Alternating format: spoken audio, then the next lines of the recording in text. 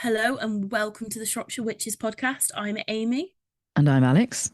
So today we're tackling quite a big topic and we're going to look at the supernatural, which pretty on brand for us. Hmm. But rather than looking at your conventional ghost stories or your conventional witches, we're going to instead turn to hoaxes and all that kind of nice stories along those kind of lines. So, when is a ghost not a ghost? When does a community sometimes allow itself to get the better of themselves and get a little bit carried away? So, we're going to explore all these kind of stories. You would expect witches, ghosts, paranormal hoaxes, and some really interesting stuff from Shropshire and elsewhere. Yeah, I love it. I'm very excited. And I've got to say that this is very much kind of your area, I mean, which I love because this is when I'm kind of taking information home with me and I'm really excited about it. But I think I've got a couple of like shorter kind of snippet stories that I have seen that I find very funny. But I think, yeah, this idea of discussing like the hysteria around ghosts and when something becomes a ghost and, what is the kind of whether the haunting's important or not in terms of its actual existence or whether it's just the story. I don't know. I love it. I think let's go for it. Let's kick I off. think what's exciting as well is that with these stories, and as you'll see as you listen, sometimes it's not clear cut. Sometimes it's very clear cut and it's someone being a little bit of a toe rag and making stories up.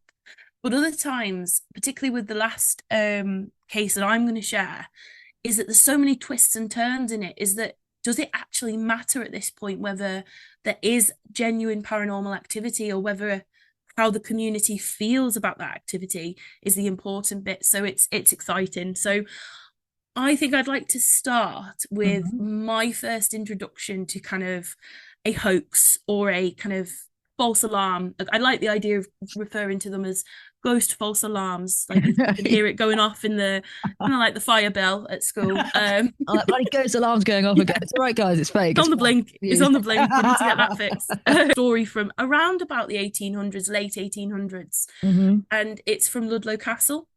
Okay. Yeah. So Ludlow Castle, amazing building with such a rich history, and Mm. it has several reported hauntings. So you've got the most famous case being the lady Marion, who was betrayed by her love, who during the time the anarchy between Stephen and Matilda, and her love was actually using her to try and get into the castle so they could attack the castle.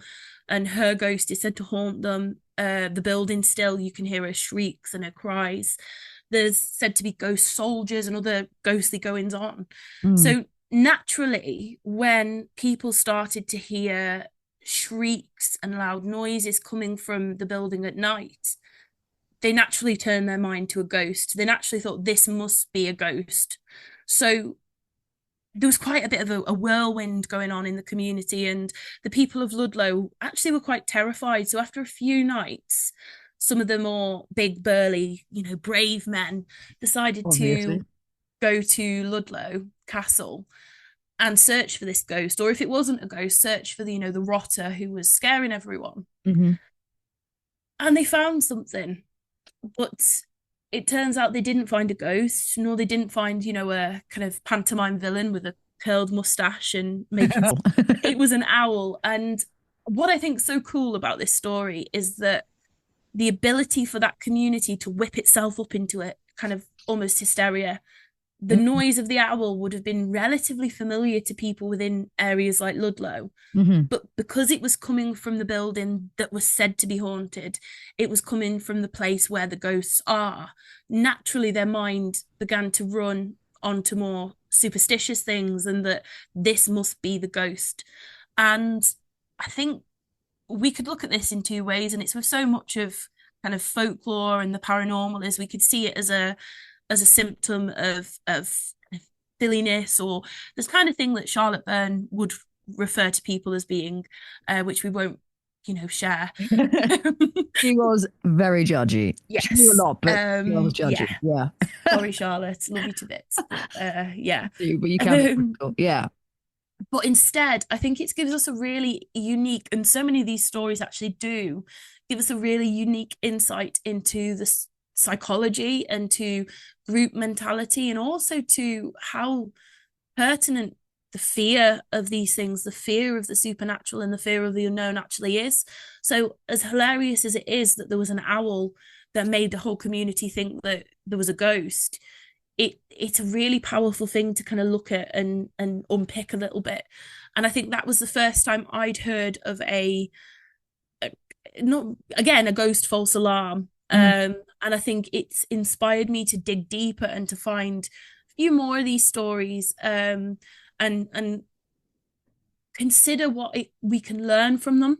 And I think we can learn things from them. And I think there's an idea that we can learn from all of them about humanity and human fears, as I've said, but equally each story, as you'll see as we work through them, actually tells us something very different about the community it belongs to. So I just think they're brilliant. I love it. I love it. And I think it's funny, isn't it? Because you could find an argument that if kind of in the uncanny sense, the team skeptic, you could argue that, of course, all ghost stories are in fact ghost kind of hoaxes, or ghost, like the kind of the fire drill kind of ghost thing is, if you didn't believe in them.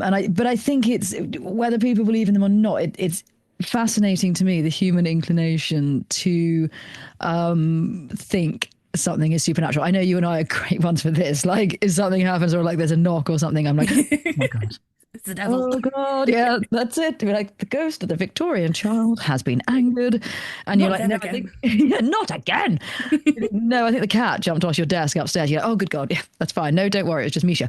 But, and I think there are some parts of like kind of maybe growing up in rural communities and things where you're surrounded by stories like, the devil's chair and legends and things. And so your imagination is already sort of rife, whether you realize it or not. But I think wherever people are in towns it's funny. I think our kind of proclivity for a ghost story, even if we believe it or not, we're always on kind of 10 to hooks to hear a ghost story. People love it. And people love to kind of then judge a ghost story, pick it apart, or, rate what they find terrifying. So some people find like jump scares terrifying. Other people find, whatever the scenarios may be. But same as everyone kind of doing that. I'm sure you said this in an earlier episode, like the Bloody Mary, in the mirror. They're going to throttle you, even though there's absolutely no history of her throttling anyone, I don't think. But it's still fascinating. So yeah, and I think the idea that this actually happened and that it was an owl, or an owl and her babies, is fantastic. And I just think it's that idea of fear and humor being like bedfellows constantly. I mean, like, you kind of have to have that sort of brevity in a way. It's fantastic. I'm obsessed. And Ludlow, not only is it one of the prettiest towns in the country, but also the fact that it's got a ghost story, which actually just turned out to be a bunch of owls, I think is kind of very, very Ludlow as well. It's like, if that happened anywhere, I go, probably Ludlow. Yeah, I like to think as well that to suspend disbelief for a moment. There are ghosts. We are going to imagine, this is a thought experiment, listeners, that there are ghosts. I'd love to imagine the actual ghosts of Ludlow, Marion, and all the other nameless, sadly, spirits watching these group of men stumbling around in the dark, trying to find a ghost, only to find an owl. I just think it's one of those situations that I just think hilarious just to think about, and it's probably more of an insight into my mind than anything else. Such a good slant. Like, this idea of kind of, if you went kind of delving further, warming to the theme, so if Marion, for example, went through what she went through in betrayal and all this kind of stuff, we're like, we hear you. And then she kind of, to whatever ends, like, screams and all these things that she's finally tuned over the years to kind of be heard and seen. And she's gonna be like, I'm sorry, are you effing joking? Like, everything she went through in life to kind of have really got her act together as a ghost to kind of do this. And they're like, and some owls have caused more of a stir than I ever have. Yeah. And she's like, oh, isn't that the patriarchy? Like, I don't know if it's any of it. I think it's just some blokes that are like, oh my God, let's go and find out what's going on. It's just some owls, mate. Let them be. Like, leave them be. They're protected now. I'm sure they were fine then as well, but it's the idea of this kind of mob gathering and these owls. What are you doing? Oh, that's a terrible owl voice, but I don't know what. That was a great owl voice. I think you should do that for the rest of the episode. Yeah. What story is next week? I think it's fine, Alex. You don't sound like an owl. But no. yeah, these ghosts, the soldiers, people need to be murdered, attacked, things like that. And the owls are like, hold my pint, babe. I'm just going to do a couple of little hoot hoot. And No, everyone's people will be in arms. terrified. Ghosts are real. Owls are real. It's interesting though with Ludlow, because Ludlow, with so I spend a lot of time looking at ghost stories in Shropshire and things, because Mm. why not? Um, Yeah. but so you have some hauntings that are very sporadic. So Mm. you'll have some that are reported in kind of like the early 1800s, and then you don't hear of them again till the late 1800s, early 1900s, and then they just kind of stop being reported. You Yeah. have some that are kind of like isolated incidents. Ludlow seems to consistently have reports of the paranormal. It seems to have consistent reports of things being a bit strange there. So, Mm. like in the 1940s, there was a family of people who Owls. were from, yeah. Sorry. Childish. Yeah. There was Sorry. It's gonna be one of those episodes, isn't Yeah, it is. Just it? like hooting, like, girls, you're going to have to get your shit. Yeah. Yeah, sorry, please Um, continue. no, it's fine. So there was a family from Liverpool who were they were evacuated to, I know they said evaporated, then they weren't. They were evacuated Much more to Ludlow serious. Yeah. Castle. Mm. And they only actually stayed about 2 weeks because of the ceaseless kind of banging and noise and shouts and unease they felt in the castle. So you've got, even in relatively modern times, and there's Yeah. been accounts since then, but that's a very notable one, is that these people had come from a community where they'd probably never even heard of Ludlow. I mean, you know, to Ludlow Castle to be out there during wartime, and Mm. there's bigger things going on, but in the newspapers it's been reported that Ludlow Castle is haunted. So you've got this thing in the mind where there's this building that enacts its own folklore in a way. And Mm. I think we've mentioned this with places like workhouses and prisons. They become an embodiment of their own folklore. And it doesn't matter whether that actually has happened or whether there is such a thing as the paranormal. That symbol of the medieval castle or the, prison or the monolithic kind of workhouse, even just seeing it brings to mind certain images, certain ideas. And I think that's how a lot of people's minds can get themselves in these situations. It's the Mm. same as when you're camping of a night time and you hear something rustling in the bushes, and it's your mind is, it's quite obvious it's going to be a fox or a small animal, but you go, oh no, it's a serial killer, they're going to come and murder me, Yeah. because you are used to seeing films where people who are out camping get murdered, so I think the building becomes a symbol of itself, the atmosphere becomes a symbol of itself, and that's how a lot of these hoaxes actually take hold.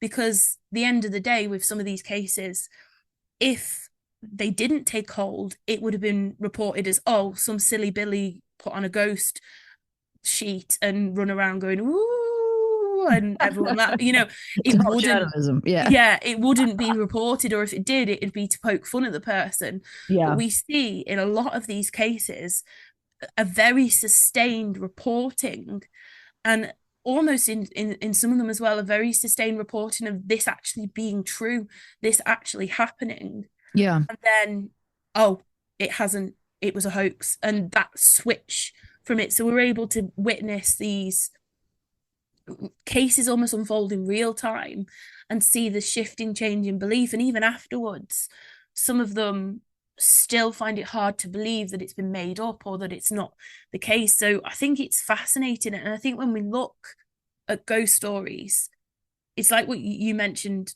a little bit ago, is that all ghosts have the potential to be a hoax. All ghosts have the potential to be something that someone's made up or that Mm. don't exist, because we don't have, in a lot of ways, concrete proof for any of Yeah. it. But the fact that these stories tantalize and endure and that they actually excite us, you're able to suspend your disbelief to a certain extent until you're proven otherwise. And I think that's how sometimes these take hold. And I just think when we look at stories of ghosts, it's interesting to also look at the near misses or the non-ghosts and that kind of thing. Mm. No, it's extraordinary, isn't it? And I think ghosts have an unrivaled charisma. Do you know what I mean? Yeah, Whether yeah. real or not, they've got it. So people are fascinated by them, from, you know, the ghost of a coughing Victorian child to, you know, a murdered lover, whatever it may be. And so much so, you know, like you said, it was interesting in wartime, you know, everything that's going on. You could have had, you know, the summer of 1942 and Stalingrad or something, and then all of the papers, and then Trump just like, Ludlow Castle's haunted. Newsflash. And they're like, look over here.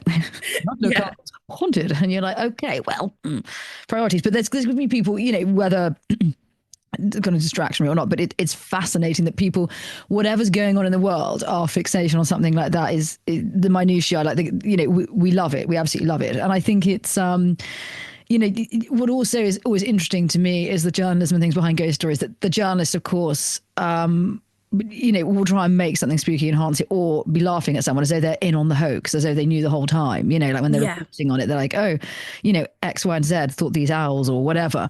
You know, and I think when we tell stories, I think there are two types of way of doing that as well. There's also people who are kind of will tell a ghost story slightly tongue in cheek, being like, look, I didn't really believe in this kind of thing, but here goes. And then there's others that are sort of just really kind of go hook, line, and sinker, and they're fully into it. And I think there are people that do it to such a degree that they're like, you know, like you go to prisons and things, and they're like, oh, the ghost of a hanged man disappeared through the floor in front of our eyes, and you're like, well, sorry to swear, but I fucking doubt it. And I feel like if that did happen, they're coping very well with seeing somebody dead and a ghost of a hanged man disappear. You know, you mean, like, come on. I do think some things are beggars belief, but I don't think that we care, because if you're in the right place in the right circumstance, a ghost story is fantastic. And sometimes those places can even be like a cafe on a Sunday morning. It doesn't matter if the weather's right, whatever it may be. But Ludlow Castle embodies the exact Gothic, you know, it's a medieval town. It's a beautiful medieval town. By night it's lit up. You know, it's got everything you want for that textbook sort of Robert Hardy-esque ghost to something more dramatic, like the Bronte sisters, if you want something a bit more Gothic. It's got something for everybody. You could have a jolly ghost Shakespearean style, or you could have something much more sinister. And I think Ludlow embodies that in just abundance. Haunted or not, doesn't matter, because it's such a kind of perfect place for a ghost that, hoax or not, it's not important, is it? People are going to be, you know, that they're going to be invested in it, even if they don't believe in it. Yeah, it's what these stories do to the imagination, and what these sites do to the imagination. It's you see that castle, and you say you'd never been to Ludlow before, you'd never heard of the place. You see that castle, you're going to imagine there's something still there. Oh yeah. And then when you find out there is reports of it, that's just part of the parcel. But they're very evocative, these buildings and these places, and I think ghosts are never just ghosts. I think there's always something more to them. Yeah. I think there's always something that they are a conduit for, or they are a answer to, or that they are a convenient explanation, or even just something that a community can exercise from themselves. And I think even with these stories, there's a reason why someone has decided to do it or to say that this happened. And sadly, sometimes they are just to be silly and to, you know, try and pull the wool over other people's eyes and make other people feel silly. But equally, sometimes it's not as clear cut, and it's not easy to look back through time and go, well, that's why they did this, or that's why they did that. So I think they're just fascinating, and I'm almost as interested in these near misses and these not quite ghosts as I am the actual ghosts. Yeah, I think that's a really good point, because I am as well, because I think ghosts are your kind of posthumous everyman, aren't they? They're sort of like, you know, you relate to the heartbreak or the brutality of you know, love or cruelty or whatever it may be. So Marion, you know, Ludlow Castle, you kind of think, yes, I relate to, well, I mean, I can't relate to her because I wasn't betrayed and threw myself from a tower, but, you know, but I mean, there are sort of remnants of her story that you're like, oh, a wronged woman. And of course, then you get all the titivating stuff like, I bet she was young, bet she was gorgeous, bet she was rich, bet she was this. You know, we start to sexualize these stories in a way that we do, as we've discussed, with witchcraft and things like that. And everybody does it. And, you know, I remember being in Ludlow Castle, which I've been many times. And my sister was with me, but I think that like a few of us had gone. And I was like, God, I said, it smells so authentic, doesn't it? Like, that is wonderful. Like, what's that smell? And my sister was like, actually, I think that's piss. And I was in one of the towers. I thought, I think someone has had a piss in here. Yeah. Yeah. Which arguably is authentically medieval, but it was just Mm. because it was so atmospheric. Things I was like, why does that smell like that? And I thought it's going to be one of the only times I've walked into a room, smelt piss, and thought it was like, I think, I don't know, what is that, like burnt lavender or something? Like, no, I think someone's probably, Had a little wee wee. yeah, they've done a wee wee. Maybe they need the prostate checking because that smells quite undiluted, actually. But like, yeah, so it's interesting the surrounding lends itself to instantly being charmed by fear of ghosts. Yeah. It's Yeah. exciting. So, have you got another story for us? Yes, I have. So this one isn't a ghost, but I Okay. think it fits into the same idea that we're looking at, and it's Okay. actually a witch hoax.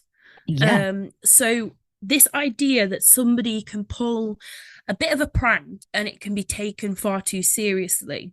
Hmm. And it's set in a village called Horton, which is near Wem. Okay. And this is from the account was written in 1818, but it was from 50 years before. So it's in ye olde speak. Yep. But it's said that Horton hadn't really been a community. It's again the sort of criticism you see of rural communities or you working class communities, that it was behind the times and it was very superstitious and everyone was a bit ignorant. They use the word ignorant a lot to Yeah. describe people in these kind of communities. So it's not my words, it's kind of taken from the actual account. But it was said that there was a servant boy who lived in the community, and his name was Thomas, and he was kind of a bit mischievous, kind of liked a bit of a practical joke. Hmm. But he decided one day that he was going to hide his master's plough. And then he made out that it was taken away by witchcraft. And there was quite a prominent witch that was said to have existed at some point in Horton. Um, so the community was kind of quite used to the idea of witch stories and witchcraft. And as we've discussed in previous episodes, witchcraft held such a prevalence in daily life that it was hard to discern what was and wasn't witchcraft. Hmm. So people began to believe that that actually could have been possible, and they held some credence to his actual story. And they searched high and low for the plough, couldn't find it anywhere. But the success of his little white lie, his little hoax, actually encouraged him to take it a step further. And it is referred to in the sources as taking a step further, which encouraged him to set the house on fire. Okay. So there's taking a step further. Oh, I've hidden the plough, I'm going to commit arson. It feels Yeah. like it's a Then bit it's burning a more house of down. a step further. But Understatement. luckily the house didn't exactly burn down. There was just a small fire, so it's okay. Hmm. And after he'd done that, he hid the parson's saddle, which apparently was seen as worse than burning down a house. So the parson had come to check on the family because their house had had a fire. Yeah. And the boy, when the parson was in the house, hid the saddle and again said it was the Witch of Horton. It was the Witch of Horton.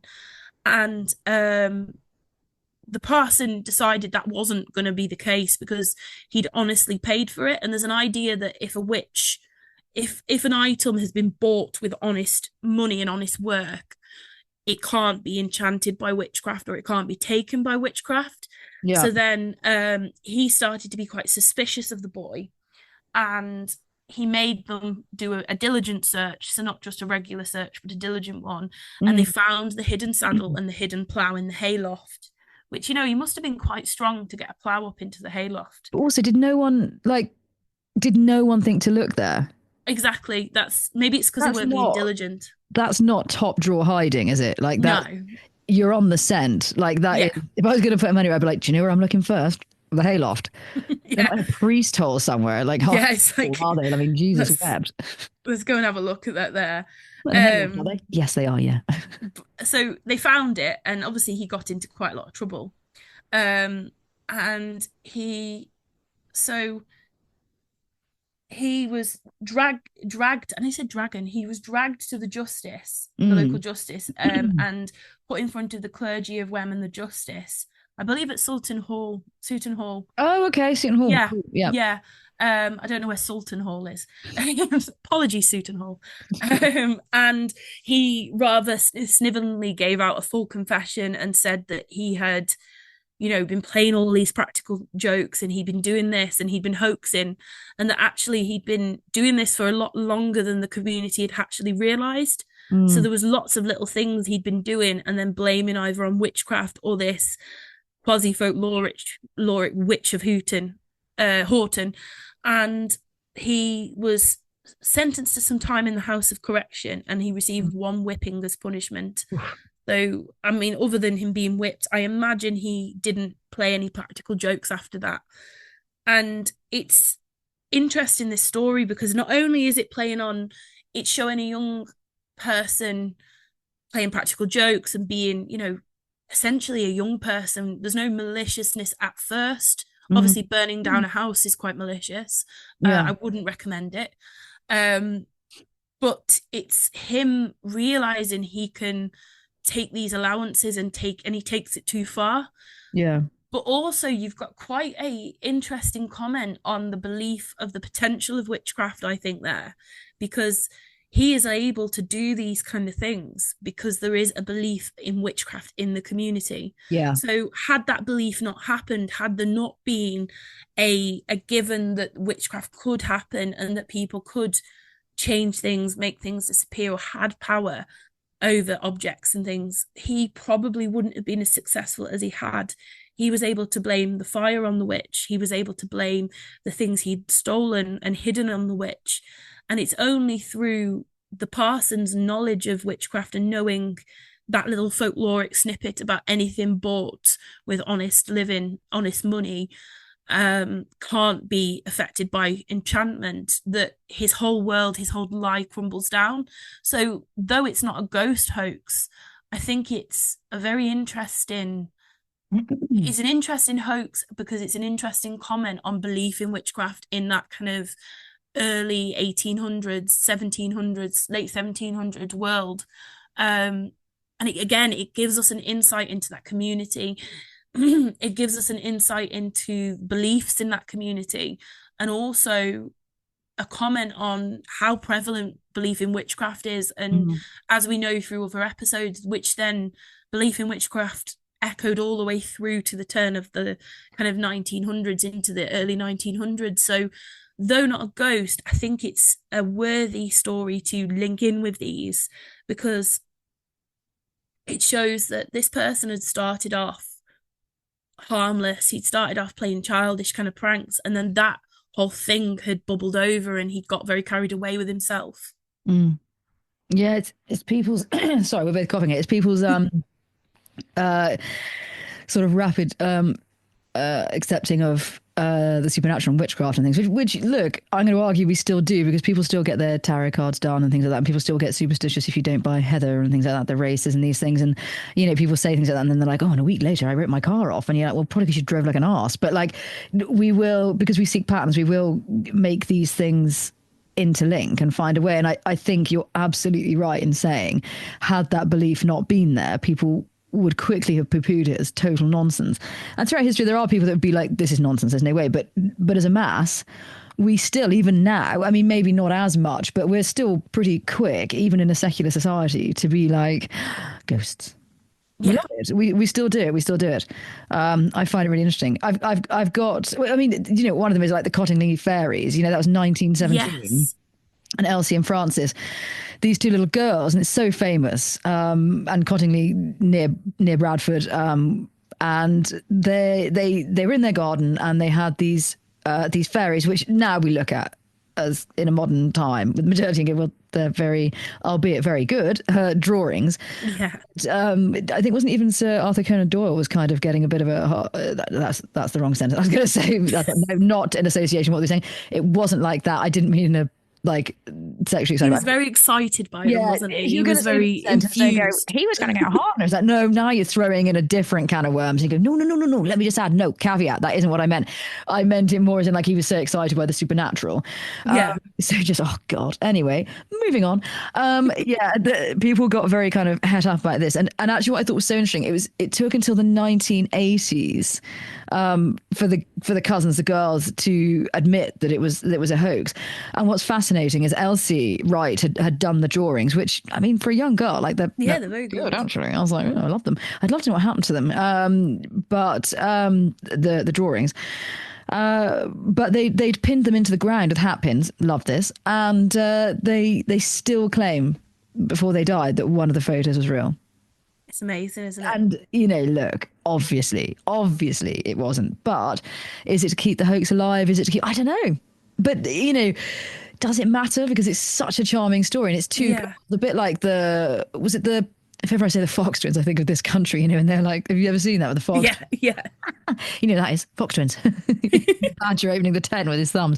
That's niche. If people don't listen to this, watch this country. If you don't, what have you been doing? It's amazing.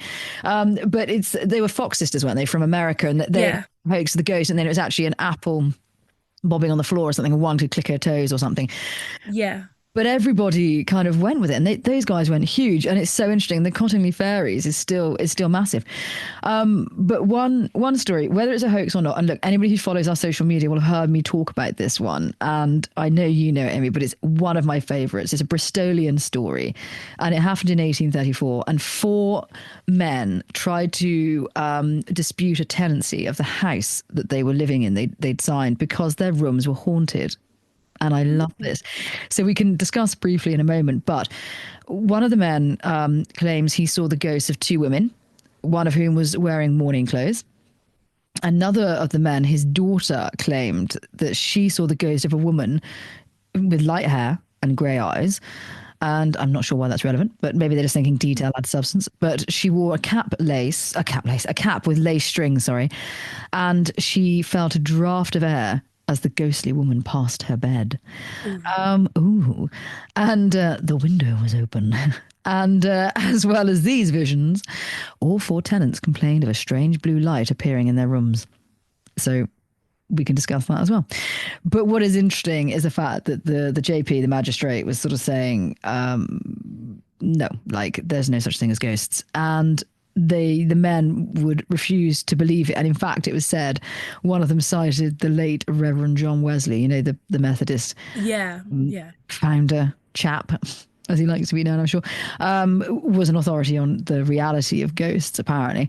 But the law could do nothing. And so I don't know what happened to their tenancy. I don't know if they stayed there. I'm assuming they did, whether they came up with another story, like some owls are there making a right bin. But, you know, they'd be like, feed them, keep the owls happy.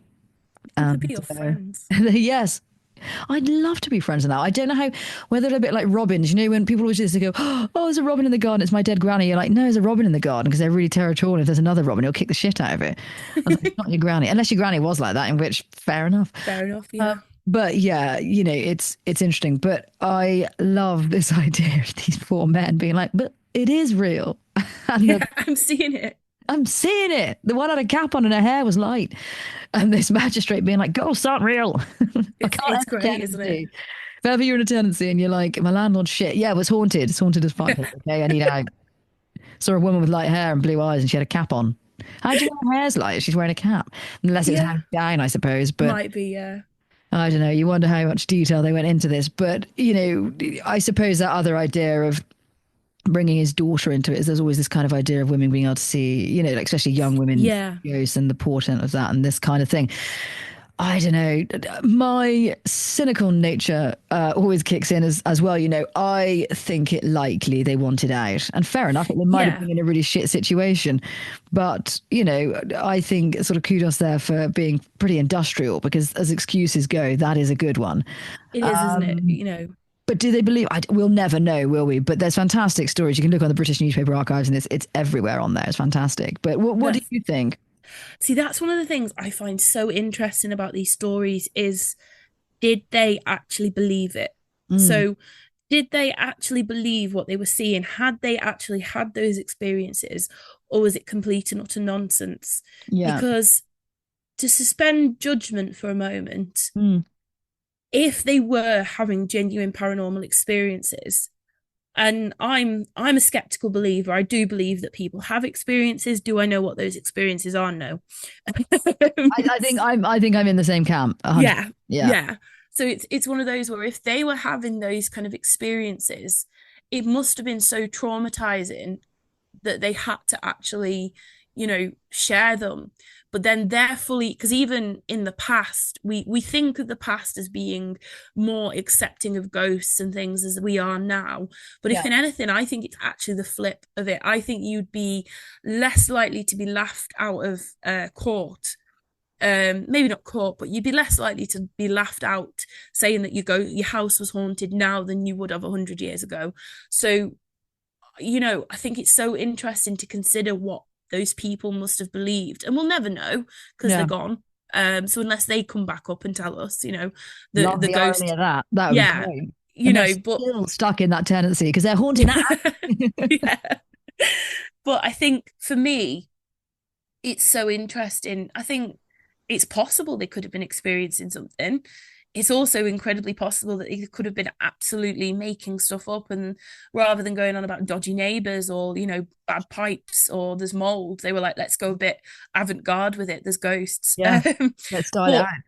But I think those kind of cases are more interesting, or more, there's more to unpack than your clear-cut hoaxes. So like the Witch of Horton, that was a clear-cut hoax. Mm. That was a little boy being, look at me, I'm going to see how far I can push it, I'm going to burn down a house. Yeah, I But mean, these bloody hell. ones, it's like, even when the community says no, that's a hoax, that's not true, or there's reasons why that couldn't be true, how do we know? Because how can we, or people, deny what a person is experiencing? So, Yeah. and you do find with some of kind of like poltergeist cases where you might have, the person claims to have experienced things and have experienced kind of poltergeist activity, but then as soon as they stop being believed, they start to embellish it a little bit, they start to add things, or they start to then, almost because the world is thinking it's a hoax, add things that make it a hoax. So is it something like that? And it poses so many questions that it's exciting. And most people want answers to questions. I enjoy just thinking about all the possible outcomes, but Yeah. it could have quite easily been, well, we'll say we're haunted, they'll definitely move us out if there's ghosts. But I don't know. I think part of me wants to believe. Part of me really does want to believe in the blue light and the grey-eyed lady. Oh yeah, I love it, and I'd love to believe it. I think I'm inclined to think that maybe they thought it was an option and it escalated. They thought, shit, throw in the blue light. Like we just got to really add some substance to this, and maybe they'd kind of heard other ghost stories that kind of they were like, right, throw this in as well, and whatever it may be. Also, yes, they risked ridicule, and I agree with that. That historically, you probably might have looked like a complete prat. Talking about this, but I think also you would have got the attention of the salacious press in the 19th century would have been, donning their hard-ons over this one. So like, there could have been a bit of a, there's a bit of money in it as well. Like not a lot, but I'm sure they could have sold their story and got a bit of, you don't know what's been reported on or whatever. So you don't know also if there's a little bit of kind of getting seen a bit, and if there was something that they were unhappy with the landlord, they could have kind of got a story into the paper. And I just think it's an interesting way of playing it. Do I think they genuinely had supernatural experiences? I don't know. I think it's a bit of a hoax. I think it's more of a, yeah, but hey, doesn't matter if it's true or not. It's a great story. It's It's funny. interesting as well Yeah. because I can think of quite a few stories in Shropshire where there's been a haunted house, Mm. and the it's the way the newspapers report it is that there's this haunted house, all of this apparition and these things happen quite quickly, all of Yeah. a sudden, and the family are asking either flee, or they're asking house us somewhere else. And now you've said that, it's interesting to consider those ones and think, were they hoaxes? Were they doing it just to try and be moved out of their housing? Because there's one, I think it was as late as 1952, in kind of more my neck of the woods, and it had a brilliant headline. I found it in the newspaper archives, called "Old Soldiers Never Die," Mm. and it was a family that was being terrorized by their recently deceased father and grandfather in Madeley, so where I'm from. There's a house in newish, kind of, what I'm saying newish. You've got to remember, listeners, me and Alex are 173. So At it's least. newish for us, Yeah. but It's recent. yeah, the years are a bit vague for us, but they're in the last like 70 years, these houses. And their Very kind. father, their father was I think he was a sergeant major in the army, and he'd moved to Wrekin View and he'd retired. He got really ill, and he told his family quite firmly that when he was gone, he needed to be buried in a Catholic cemetery, and Mm. that if he didn't, he would come back to haunt them. And for some reason, his family never took it seriously. Never, they didn't bury him in a Catholic cemetery. And then all of a sudden, the house was supposed to be incredibly haunted by William. So he was making candles disappear. There was loud bangs and crashes, and he made items disappear in front of witnesses' eyes. And Mm. that became too much for the family. Um, and they fled. And his wife and his granddaughters, they described the incident to the media, and they said, like, we're not stepping foot in that house. You need to find us a new council house, because there was even things like, I think he was able to make like 50 candles disappear and stuff like that. Yeah. And they got the local priest to try and do an exorcism type thing. But all that did was make him angrier, supposedly. And the newspaper, it kind of cuts quite abruptly. And when I was searching it originally, you can't really seem to find anything post the seance that happened. But it's interesting, because I've always took that as just, that's an account of a paranormal activity. That's, whether or not I believe in ghosts, somebody experienced that. Mm. But had that been to do with inadequate housing, had they been trying to, leave that house? And it's thinking about the Bristol story now, it's very interesting to kind of consider that how many stories that are taken for ghost stories could actually be hoaxes. Yeah. Yeah, I think, and there's a lot to be um, gained by it in terms of modern time, tourism, things like this, notoriety. I think the second somewhere fits the bill for a ghost story or has a story pegged to it, or maybe somebody famous lived there and things like, like when people are always like, oh, it's the ghost of course it's Henry VIII. You're like, because he just Yeah. doesn't do enough in life. He's now back with his codpiece and whatever else.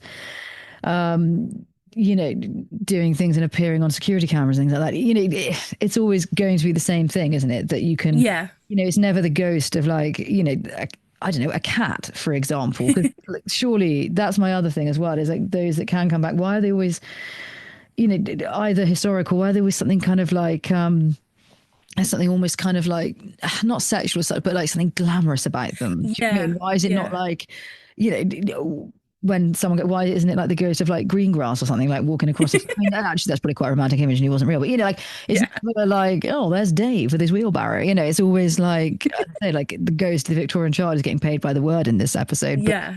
it's never just like the ghost of a little fat terrier sitting on a step. It's, No. yeah. There is a ghost of a cat that's sent to haunt Mardle in Oh, okay. Shrewsbury. Oh, that's quite cool. But did Yeah, he he do something, exciting in life? It wasn't just a tabby or something that just did. it was just a black cat that said to walk up and down Mardle and walk through the walls of different shops. Black cat, Yeah. the slant on that though as well. 'Cause Yeah. of course it's a black cat, but yeah. Yeah, it's got to be. But I like the idea of it having like an exciting backstory, like it was an opera singer or something. Because that's what we need, isn't it? Because they're We like, do it's like, opera oh, singing cats. there's a ghost of everyone needs that. But if you've got the ghost of like a woman, she's always got to be wearing grey, wearing white. Yeah. Like it's not the lady, wearing, I don't know, whatever taupe. But it's yeah, it's interesting, isn't it? That the kind of the and we love 19th century ghosts as well. The Victorians were big on it, weren't they? So Yeah. love the idea of like haunted streets, haunted alleyways, all these things. A woman that was murdered, and there's a ghost, that's heard to scream. And I mean, these ghosts are busy. They're not just like ghosts kind of putting out the bottles of milk as they did in the 40s or something. They're always doing something exciting. And I think that's not because maybe the reality of what the ghost is. I think that's because that's what we need, isn't Yeah. it? I think, like with all ghost stories, it's what we need from it. So,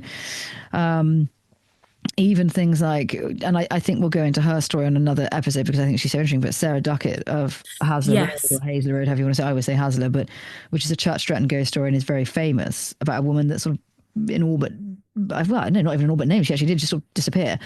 No one really knows what happened. There's lots of different stories, but we know that a farmer was said to be, and again, it varies in terms of when he saw her, but some say he was on his way back from the pub, and you're like, always a strong start to a ghost story. Mm.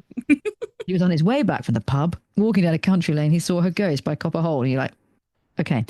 But some people say, oh, he saw it twice, and others, and you start thinking, oh God. And I think it's going into that idea of as you were saying, where the embellishments start to happen because they're required in a way. Because if people aren't believed, or if people are believed and it becomes a thing, then you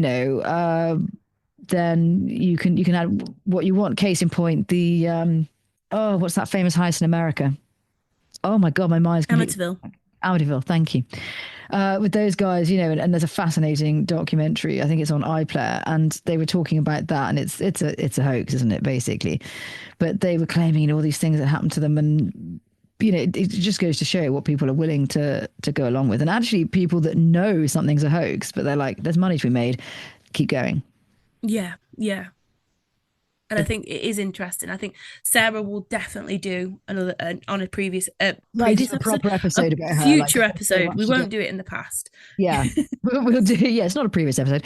No. I think we can really give her like a good amount because I think it's just such. Whether you're from Shropshire or not, I think it's a very cool story. So Yes, it I is. think she Yeah. could be her own kind of contained episode that we can discuss because I think that would be great. So, what else have you got for us, Amy? So there's the story that I want to talk about the most is the Emma Davis case. Okay. So Emma Davis is referred to in the newspapers quite frequently for a 2 to 3 week period during the 1880s, 1883. Mm-hmm. And hers is fascinating because when I first started researching it, I was like, yeah, it's a hoax. It's a hoax. But then the more twists and turns I've seen in the story, I'm the verdict's out, shall we say. Yeah. So let's start by introducing who she was and a little bit about her that we know from the newspaper accounts. So Emma was born in the 1870s in a village called Western Lullingfields, which is near Wem.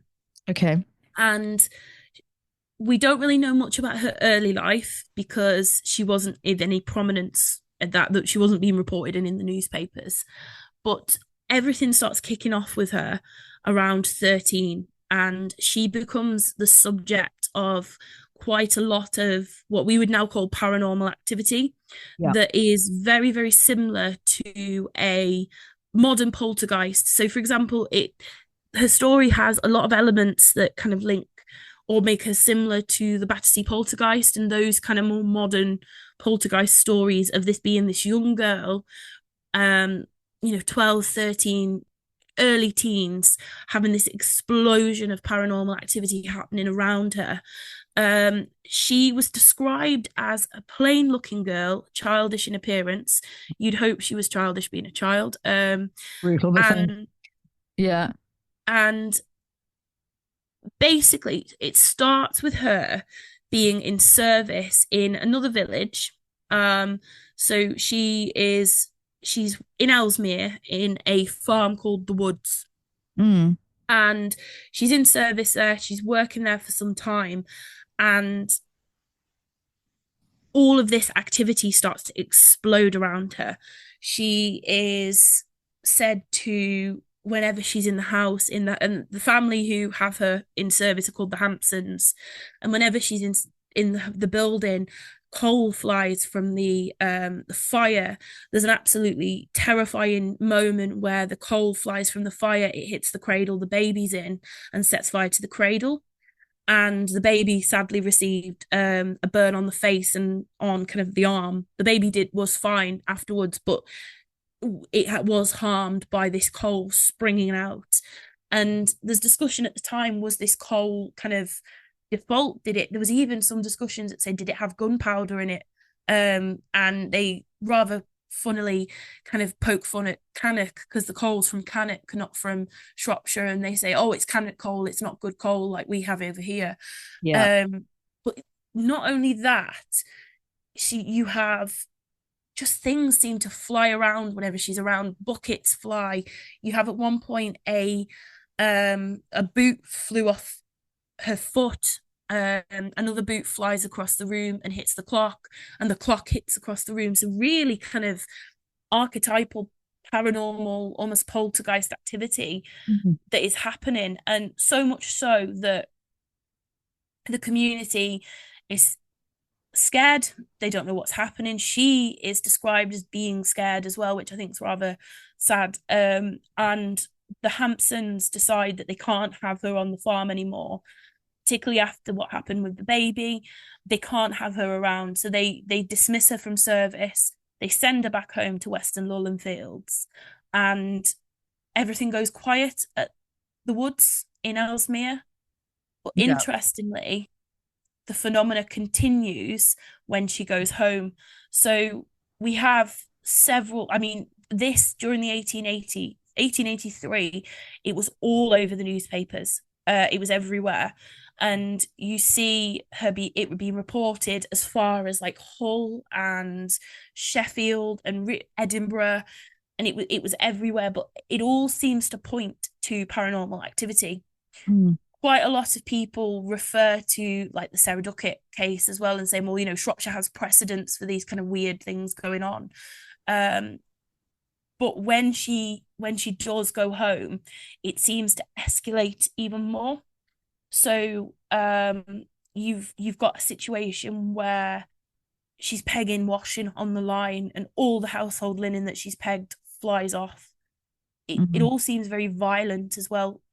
She walks in the family house and the Bible flies off the table, and it narrowly escapes the flames. It lands on the hearth and not the fire, luckily, Yeah. um, which would have been terrifying to a Victorian mind, particularly because her family were Methodists. They were quite practicing Methodists.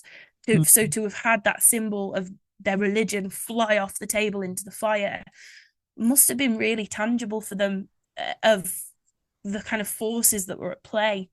Yeah. Um, and she went out to place more clothes, and that they all go flying off.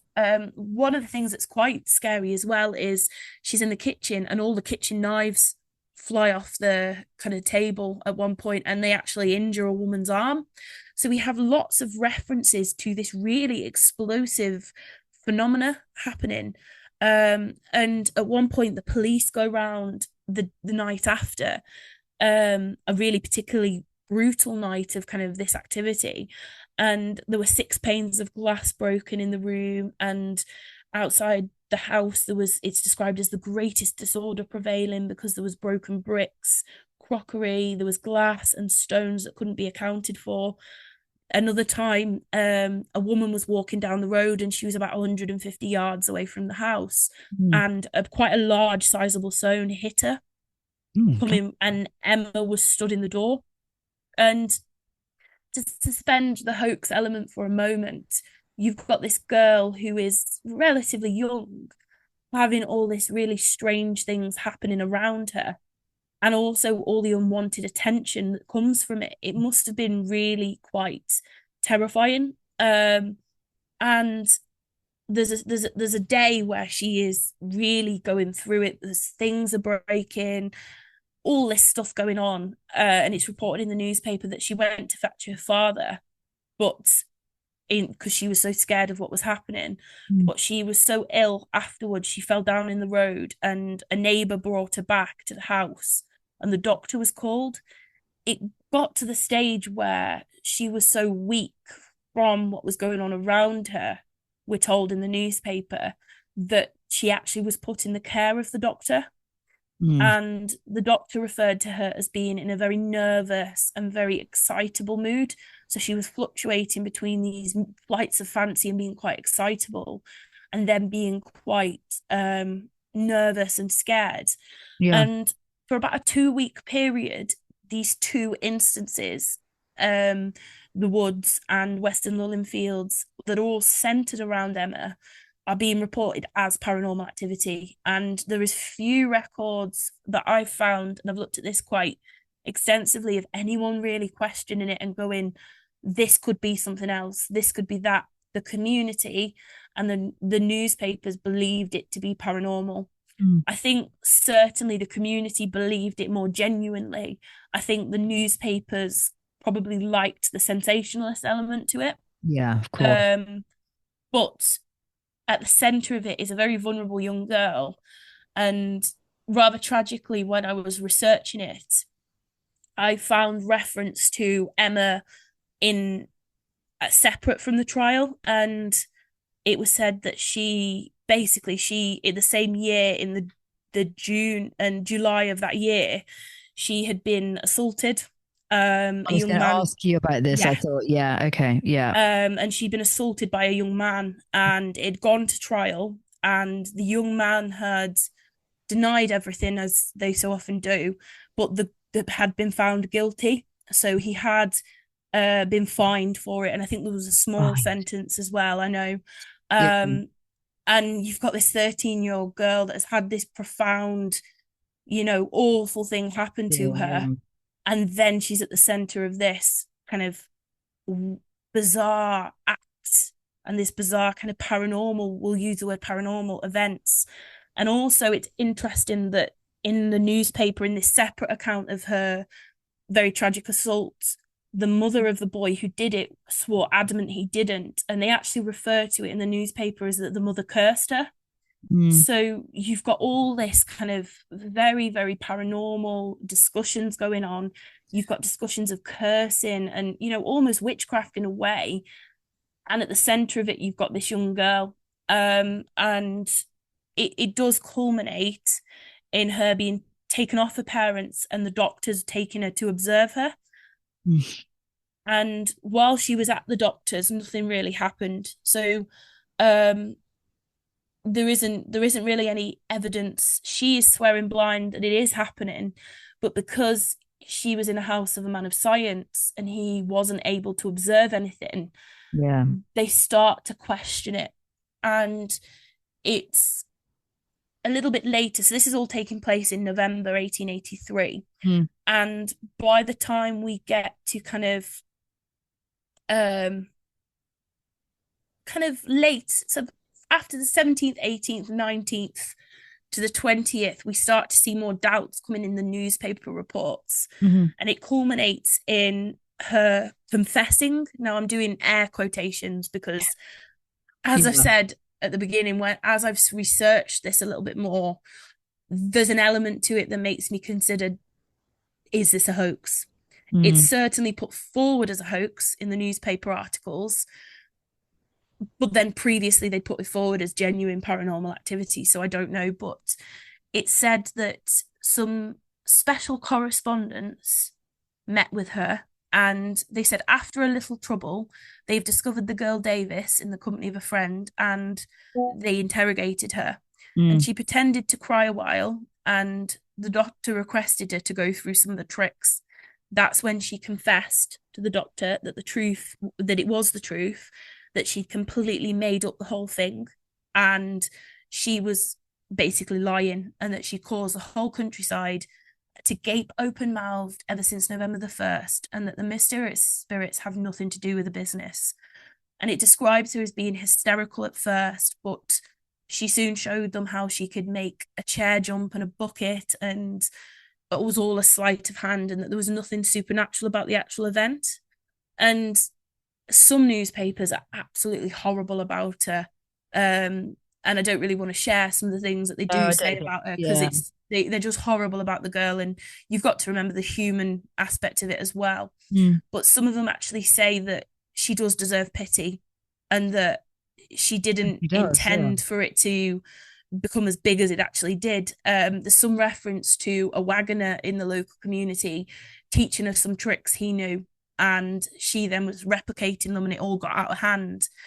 Um, but there's one newspaper article on the British newspaper archives from the actual Shrewsbury newspaper that says that this case does not admit an easy explanation, Yeah. because the girl seemed very much frightened. So you would think that would be the end of it. You'd think that actually this is the end. She's admitted to it being a hoax. She was showing off some tricks that someone had shown her, and it all got out of hand. Mm. But the community still tends to believe that it was real. Yeah. Her family, her mother and father, was still very, very much in the mind that it was real. Mm. And even the family, the Hampsons that she was working for, believed it was real. And then we get, a few days after her confession, an article called Kissing the Shropshire Fraud. And it says the girl Emma Davis of Western Lullenfield has been said to have been interviewed by local reporters. To them, she has emphatically declared that the tricks she confessed to was forced upon her by the London reporters. She states that one of the two who waited upon her to act at Dr. Cork's represented himself to be a policeman and threatened to take her to prison if she did not confess it was a trick. They Mm. also slapped her hands upon leaving and tried to kiss her. The manifestations have continued by Friday, and the girl was adamant that they have continued. And she was taken to London by a man and a woman who promised to do right by her.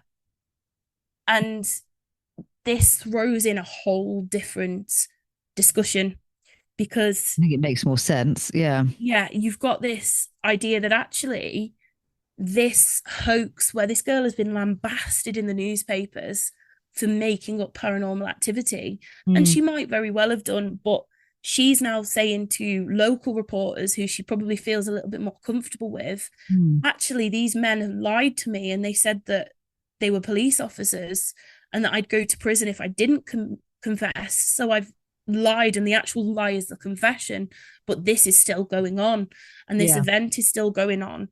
And there was a lot of offers in the aftermath of it of adoption, from managers of music halls and Yeah. kind of vaudeville acts and things like that, because if she was such a good sleight of hand and so good at the tricks, they wanted to kind of take her into show business. Yeah. But the pressure of the events, and I think the way that the newspapers dealt with it, I think that's why she ended up being taken to London for some respite from not only, if it is true, the paranormal events, but also from the limelight, because it's reported in the newspapers that thousands of people went to this relatively small village in Shropshire to try and witness it for themselves. And really, you've got the hysteria and the craze about this paranormal activity not coming from her community but from the country. And as I said, I feel very strongly for Emma, and through my research,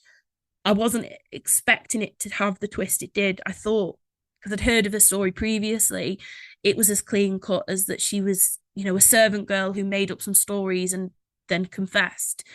But you've got all these different layers, and it could quite easily be that, she has had this incredibly traumatic experience, and her way of dealing with it, or her way of trying to reclaim a little bit of herself, or is to make up this lie that then gets out of hand. Or equally, it could have been genuine paranormal activity, because at the end of the day, what is genuine paranormal activity? How do we know and discern one case from another? Yeah. And we know that, historically and sadly, more recently, journalists have taken to incredibly difficult practices and negative practices to try and get information out of people. So consequently, why couldn't this have happened with Emma? And I do think the verdict's out for her. And it's the last thing I've been able to find is about a month after it all kicked off, because it was all very prevalent in the newspapers, very, every newspaper I could find reported all over, and it was sensationalized. And then one of the last things I've been able to find is that her parents were still attributing it to the supernatural. So I think the verdict's out. I'd love to potentially hear what you reckon about it, but I don't know. I think I wanted to believe it was a hoax, but when I gained more context about Emma and Emma's situation, and particularly this confession that was forced out of her, I'm left kind of considering maybe it is paranormal. Yeah, I think that's interesting. I think to me it's more preternatural than supernatural. I think Yeah, generally. I think this is a product of or a reaction of somebody who's been grossly mistreated. I think. yeah, I yeah, think to be incredibly cynical.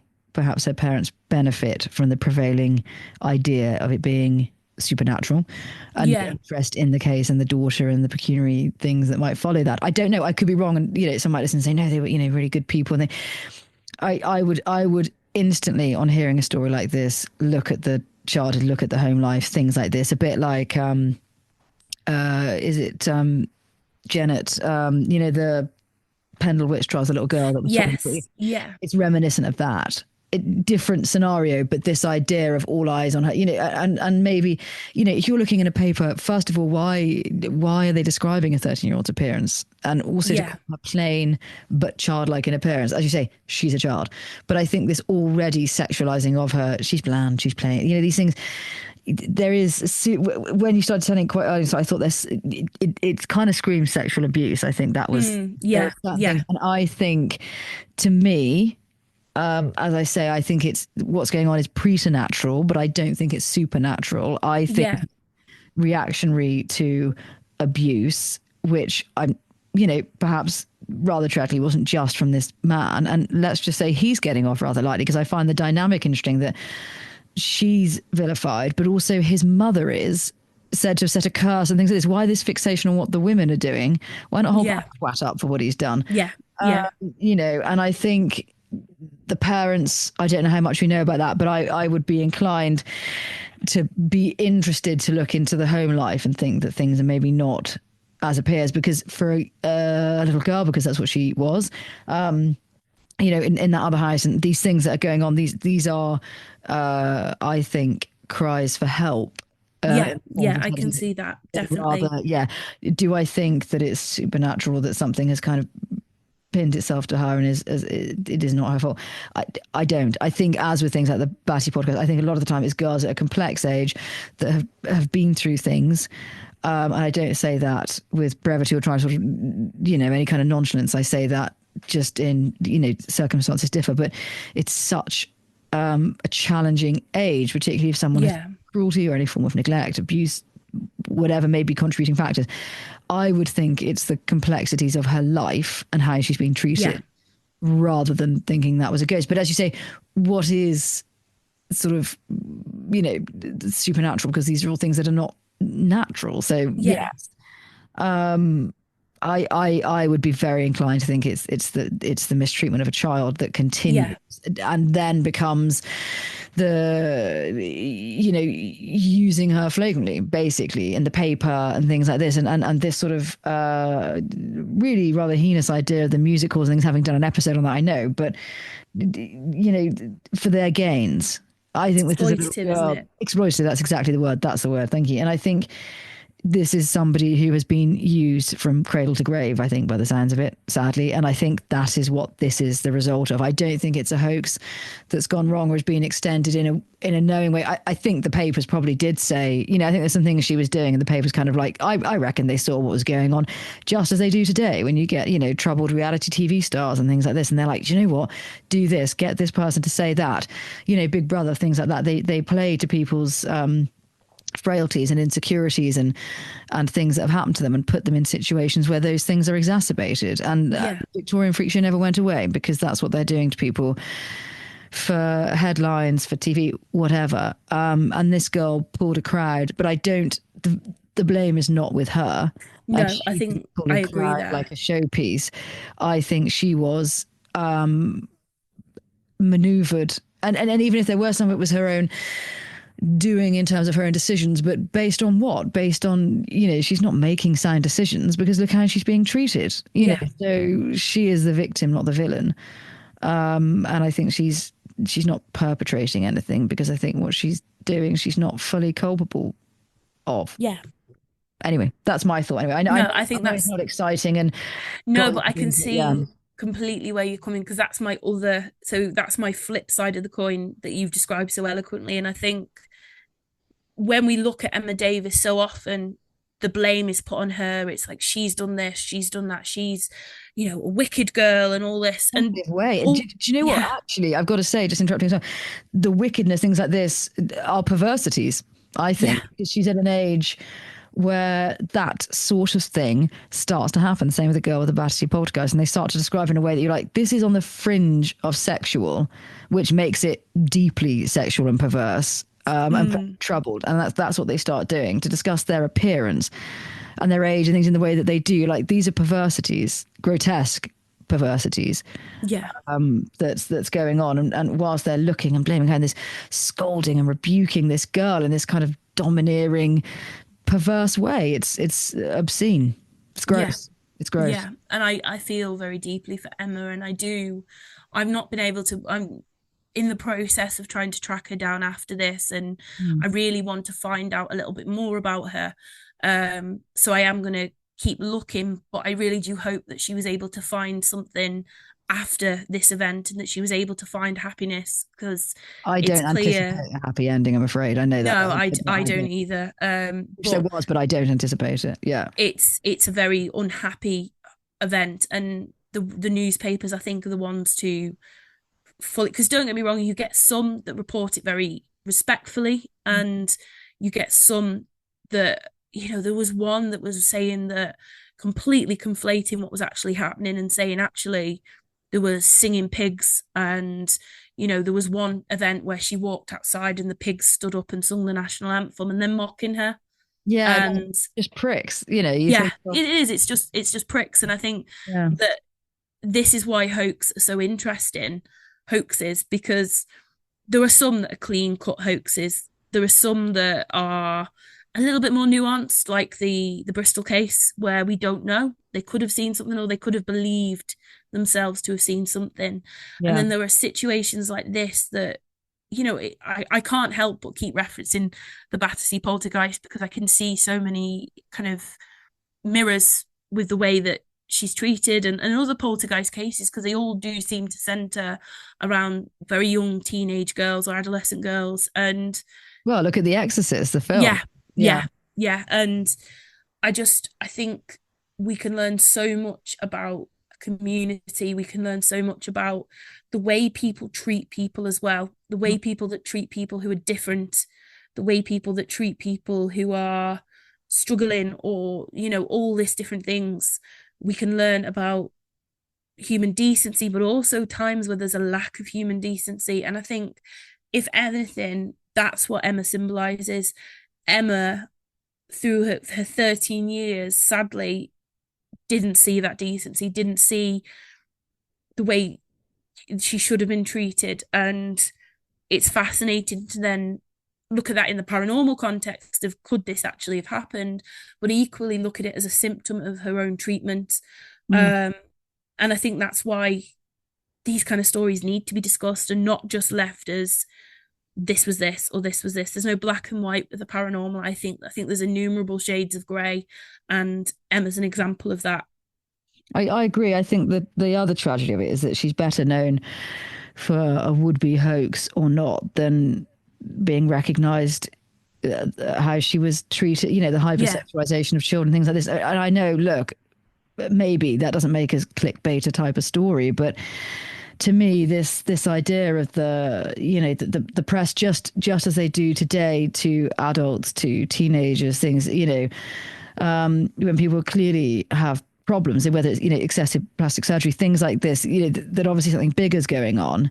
and they're like, look at this girl's nose, look at trout pout and all this sort of stuff, and you wouldn't recognize them, and all these shitty things that you think, what is it that we're contributing to here? What Yeah. is it we're doing? And we utilize people while they're fun to poke at and look at, and then discard them when they're not. And as I say, reality TV is absolutely the case in point. And then what comes of those people once they cease to be useful? They become even, maybe they embrace even being a figure of ridicule because it's better than being in total obscurity. But I think it's very tragic. I don't think it's a ghost story so much as just a very sad story. Yeah. And I think that's what needs to be highlighted as well, is that this one in particular, it's a very sad story in that she was a person. And I think She was a little girl. yeah, even ghost stories that we hold a bit more credence in the sense that people still believe in them, they're people at the center of them. And once we start to take away the person, I think we're on a slippery slope. And I think that's the case with so much with history, when we start to forget that these figures in history are people and that they were people. And the human aspect of these stories, when we lose that, we lose an aspect of, I think, us and ourselves. We lose an aspect of our own humanity. And, I wish that I could just, reach back through the centuries and, do something with Emma, or say something that could, nothing could make it better. But I think when you lose the humanity from a story, it might as well not be told. And I think that's what's so good about having this platform and being able to discuss these kind of things, is that we focus on the human side of the history and we share the human side of it, and that we're not ashamed to go, this is a person, have that respect. So it makes me really grateful that we can have these conversations.